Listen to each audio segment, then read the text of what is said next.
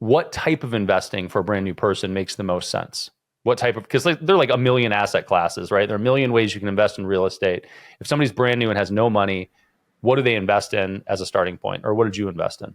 I wholesaled my very first deal, which is very common for a lot of real estate investors getting started as they go in and they just wholesale, which is basically just get a property under contract and sell the contract, right? So you don't have to have money. You don't actually buy a property. You're literally just, it's called deal sourcing. You're just finding a deal, getting it under contract and selling it to someone else.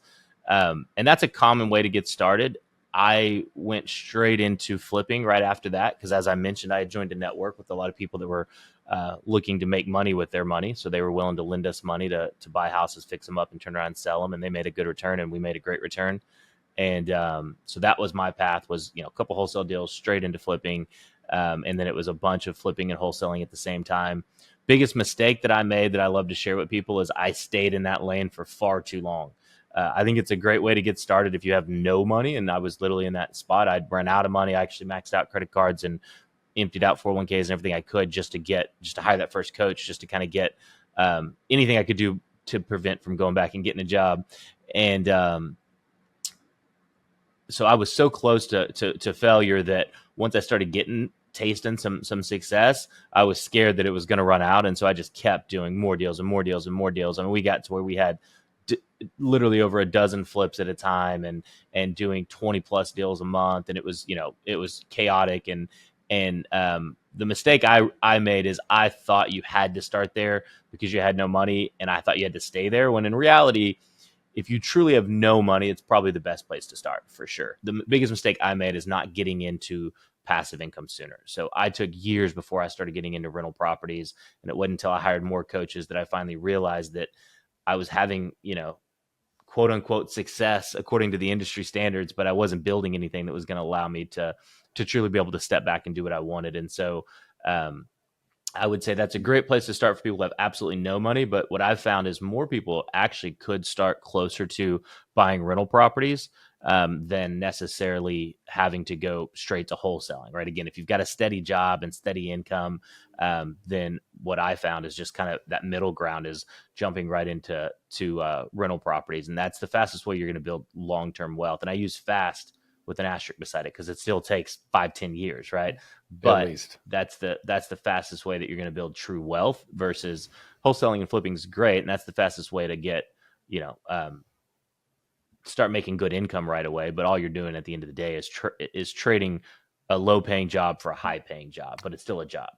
Yep. Yeah. So I want to highlight a couple things there. So one, for anybody that doesn't know, wholesaling functionally is going out and finding a property that is undervalued by some amount, and then putting it under contract saying, hey, I have the right to buy or sell this contract to buy the property or sell the contract to somebody else. Sign a contract that says you have the right to buy the property. You go out and find another investor that actually wants to fix up the property, rehab it, and then resell it. And you make a little bit of margin, and that's wholesaling. And you hit on something that's really good there, which is it's a job. And so when people say that they're a real estate investor and they're wholesaling, you're not really investing in real estate. You have a job to find properties and resell them, but you're not investing in real estate. And then rental properties, you mentioned buying, and then you put a tenant in and you have some cash flow, and it could be a short-term rental or it could be a long-term rental. You mentioned, and I want to move into kind of today's world, because you said, hey, it might take you 5 or 10 years to realize, wealth building, which means basically that either you're paying down the value of the property through your payments, and hopefully you've got some cash flow along the way, or, and more likely, in that period of time, you are getting appreciation on the property, right? The property becomes worth more because over the course of the last 100 years, real estate has consistently gone up over that time horizon, which brings us to now. How does investing change when you're in a market where the values have dipped for a while and the interest rates are really high? Yeah, so I'm a big data guy. Like, I like to look at the data because we've all heard things like you just said it, and I've heard that 1,000 times in my life. Like, real estate goes up in value over time, and it's a wildly accurate statement, but it's kind of untangible, right? It's hard to do anything with. And so one of the first things I did is I went back and just pulled the data, and I was like, what does this mean real estate's gone up in value? So I went all the way back to the 40s and looked at the average price of a home all across America.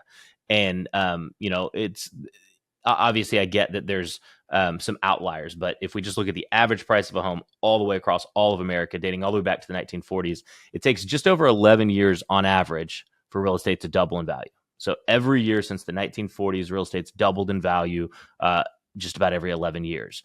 And so sometimes it happens in 4 years, and sometimes it happens in 12 years or 14 years, but it'll average out to where it's about every 11 years. And interestingly enough, 9 times out of 10, it falls within that like 8 to 10 year, 8 to 12 year mark. But so for me, what I do is I take a step back and I say, okay, I don't want to try to outsmart anybody. I'm not trying to time the market. I'm not trying to be a genius. I'm not trying to gamble. If I was going to do that, I'd just hop on a flight to Vegas, right?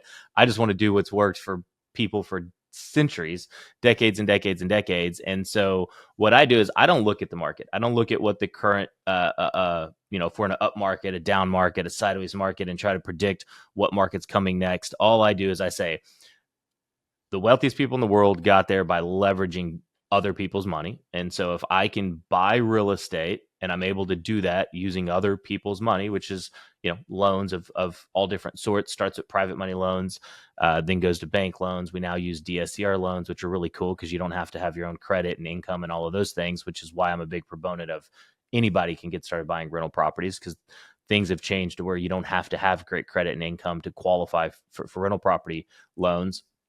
And so I just buy in any market.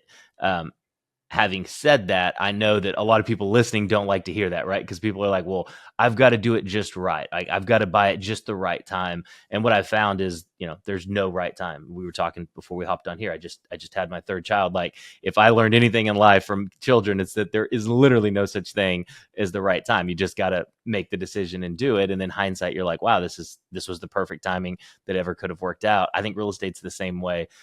A lot of people are trying to gamble with it. They're trying to time it just right. And what I've found is it's going to take you a little longer than you think. So if you wait till the right time to get started, by the time you actually start having the success you were hoping for, it might even be a different market than when you get started. But once you get started and learn it, you're going to realize that it doesn't matter what market you're in.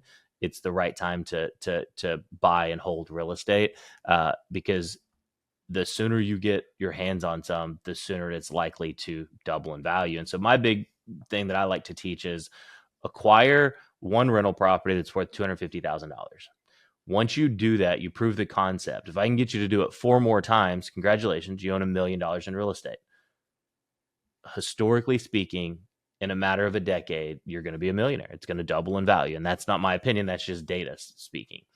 Once people grasp that concept and they do it, they start to realize, like, buying $1 million of real estate is not difficult. Sounds crazy hard, but it's 2, 3, 4 rental properties. And once you do it and you realize that there's loans set up specifically for investors that don't require all your own money and income and credit, and there's a process of doing it, like you mentioned, buying off market, getting discounted properties, working with wholesalers, then it becomes really easy, and it helps people start to realize that I don't really care what time in the market we're in. Some of the best real estate I've ever bought in my entire life was right after COVID hit. I mean, deals were falling out left and right, and people were calling me, and I was like, yeah, I'll take it. And then my lenders started falling through, and that was the first time in my life that I was like telling somebody I would buy real estate, but I really and truly didn't know how I was going to buy it because my lenders were backing out just as quick as these other deals were falling through.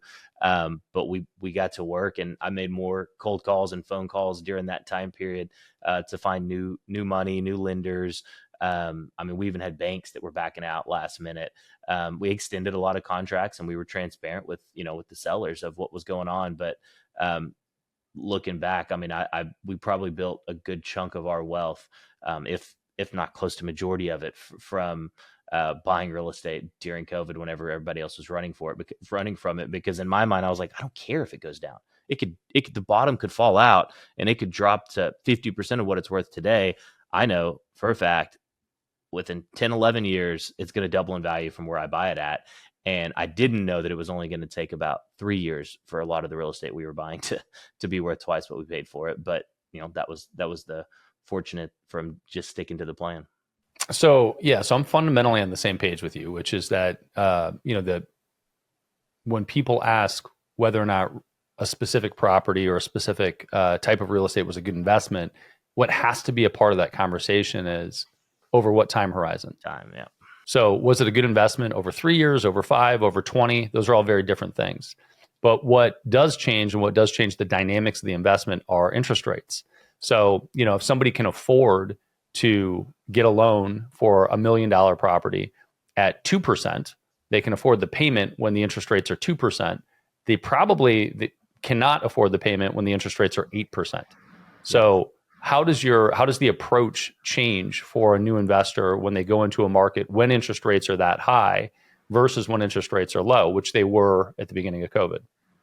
Yeah, I love it. I actually like how you even worded that, because you kind of did my job for me, right? The homeowners are more times than not the ones that are hurt from higher interest rates. And so we live in a world where, the average person keeps a loan for less than 3 years. And so even though people live in homes and you think, oh, that person's doing well, like odds are they refinanced in the last 3 years. Like you can't actually judge how somebody's doing based off of the home that they live in.